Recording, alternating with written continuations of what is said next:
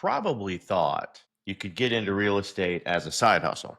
You probably expected that you could do just fine switching into careers or just tiptoeing into the water and be able to be just as successful for your clients as you could in your normal career field in the past. So, can you actually be a part-time real estate agent?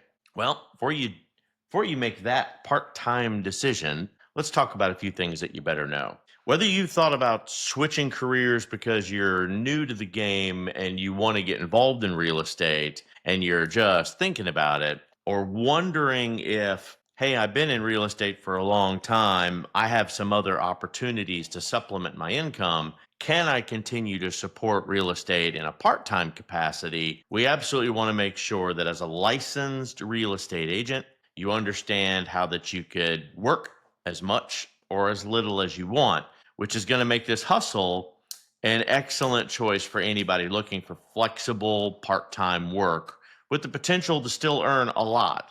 We're going to discuss some of the common questions today about being a part time in the real estate industry, some of the pros, some of the cons, how you would get started as a part time agent if you're thinking about diving into the pool with the rest of us. By the way, stay out of the deep end. Some of the fish out there are pretty big. So, what is a part time real estate agent? Let's start there. Being part time means that you're going to work 30 hours or less in the real estate industry, likely due to other job commitments that you may have or personal interest or other things that you're just responsible for, like kids, running a household. Part time agents are going to see that this is a great opportunity for an additional source of income and be able to work real estate as a secondary job.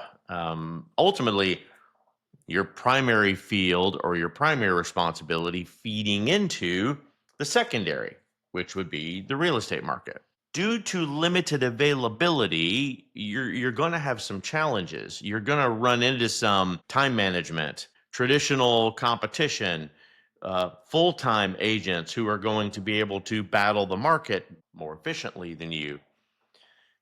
U.S. Bureau of Labor Statistics states that part-time agents work less than 30 hours a week, and part-time agents are considered still, when you look at the quality and the amount of transactions that are completed, that they can be just as successful with some good management and with some great time management understanding, that they can provide excellent customer service. If this type of work ethic fits your schedule and your lifestyle, being a part time realtor could be a great side hustle for you. In addition, it's also worth mentioning that becoming a part time agent can be a great choice for retirees who just want some flexible schedule, additional income during retirement.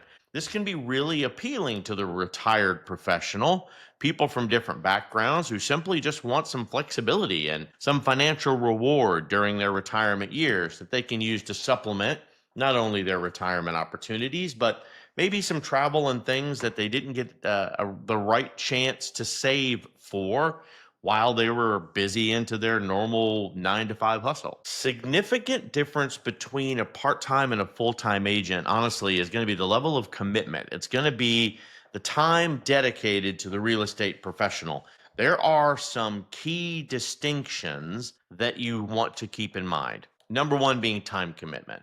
A part-time real estate agent is going to work fewer hours a week because they simply have other jobs or other personal commitments. Availability. A part-time agent is going to be limited on the availability that they have for their client. This is going to affect how quickly can they respond to their client's needs or requests. Experience and expertise. Part-time new agents especially are going to have less experience than full-timers because they're not as involved in the industry itself. The day-to-day operations, they're going to miss out on those experiences. This could mean that they are simply not skilled at handling more complicated deals. And on the other hand, a full-time agent who switches to part-time is likely to be incredibly experienced, but still can't answer the call when the clients need them most. Network and client base changes too. If you fall back to our conversation last week on some of the things that you need Networking is a huge component. So part-time agents might have a smaller network and they're going to depend more on their personal connections or on referrals from a limited real estate interaction, as opposed to a full-time agent who can truly go out there and hustle new clients, meet new people, experience new things in the area during the daytime working hours when the part-time agent may not have availability. And then, of course, the income potential. I'm a true believer in you get out exactly what you put in. So part-time agents are going to traditionally earn less. The numbers are simply there to support it because they are less available. They can't focus. They cannot give as much dedicated time to the job. And that's going to limit the income potential. Now, that said, that doesn't mean the full-time agent is going to be more efficient or be better, right? The numbers simply support, and everybody knows, you've heard me all preach about the 80-20 rule. Let's face it, 20% of the agents out there are still doing 80% of the work. While we've got all those numbers in our understanding, let's consider a few extra things. For example, is part-time real estate as a career right for you? I'm sure you got some burning questions. And the reason this class came up this week is because I got a lot of interesting phone calls. Typically twice a year, whenever our real estate dues or our membership dues or our licensing fees or our renewals, as we call them, to our boards that we all have to belong to be realtors versus just real estate agents. Anytime a realtor has to cut a decent sized check, it's amazing how they question whether they should continue going. So I wanted to put together this material today to solidify the reason that most of them are in the game and let them know that it's okay to scale back into a part-time philosophy if that's what they're going to do, or continue with their full-time job if that's how they're going to massage their work ethics. But being part-time means that they're going to have to understand that it's not going to be a walk in the park. It's going to take more effort during the availability of being an agent than it took them at a full-time capacity. At a full-time capacity, I've got the entire day at my disposal. I have the opportunity to manage my time, right? The whole ideal behind getting into real estate was I'm in control. I am the boss. I decide what I do day to day. Yes, day to day within a 12-hour day, because your clients typically do have a traditional job or they do have a business that they have to run, and they are leveraging you as a real estate agent and your knowledge when they're available. So that flexibility in your time schedule is kind of a misnomer. Most agents are considered independent contractors. So they're not employees. They don't get a salary in this line of work. When you're talking about your earnings as a real estate agent, depending on your expenses and the number of total sales you make, the potential is huge. But you could make no money in a month, no money in a quarter, even operate in a loss covering your own expenses until that next deal closes or the next several deals close. When I set my goals up for the year, which are critically important for you to running any independent business, you've got to set goals and you've got to figure out how to reach those goals. My goals are set on a quarterly assessment towards an annual goal. I know how many deals I need to close in a year to consider myself successful for the year. Anything above that, fantastic. And I don't care if they all close in December, if I'm going to use just a calendar methodology. All of my deals close in December, fantastic. I know how to budget my money out and stretch things out throughout the entire year.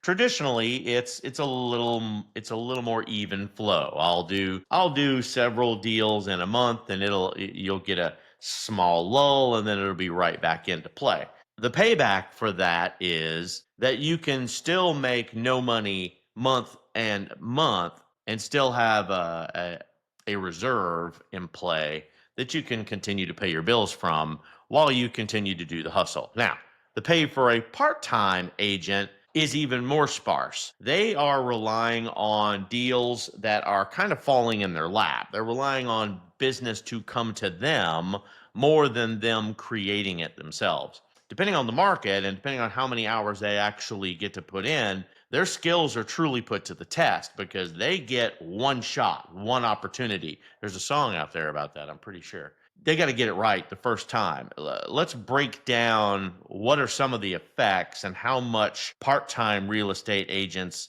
can really be affected by. So let's start with market condition. Real estate markets here in Florida is the primary example that I use, but I communicate very well and very often with brokers around the United States and some globally in different markets. So real estate markets are very different depending on where you are and where you're going to use as your your territory or even your golden neighborhood. The property prices, the commissions that are expected can be higher in some places, and these are where everyone wants to live so that you can make money or more money, I should say, or competition is less. So you're going to do more properties at a lower price per unit and make more money, but have to cause yourself more work. Then, of course, you've got the commission rates. The traditional, if on the average over the years, in the United States, it's been around 6%, but that's for both sides. That's a cooperative commission, typically divided between a listing agent and a buyer's agent. This will differ, and they expect at some point this to shift a little bit. Excuse me, because of the NAR settlement that went in, right? The buyer brokers agreements and how that's going to affect it. The agent's brokerage firm also takes a percentage cut from the agent traditionally to get their share, unless they're working under a 100% platform. I have to say that here in Florida and in my market specifically, the buyer's brokers agreement has not cost me money, has not cost me time, has not made it more difficult for me to do business. In fact, because I was always open and transparent to both sides of every deal, it was very easy for me to say, hey, by the way, just like an attorney, I cannot show you a home without proper representation, and I need to show that in contract form in case I ever get audited by my industry. The industry has a responsibility to give me a license and for me to follow their rules to maintain it. So, for us to work together, I simply have to have an agreement in place so they can see that we have a legal premise and understanding to do business.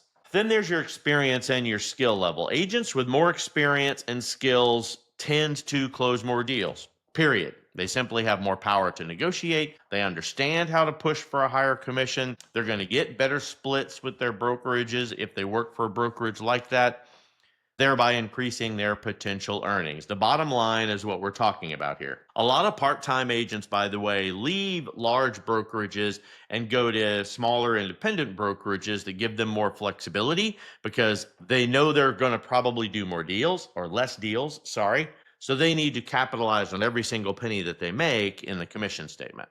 And then, of course, the number of transactions too.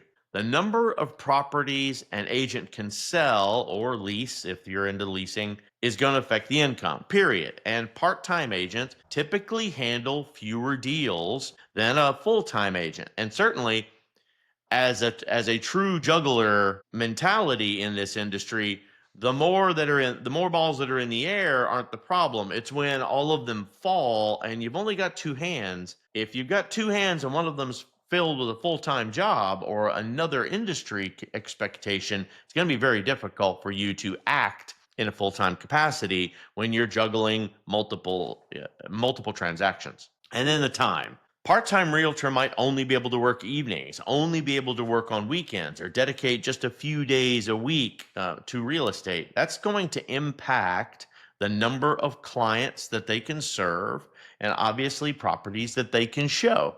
And then, of course, property type and location.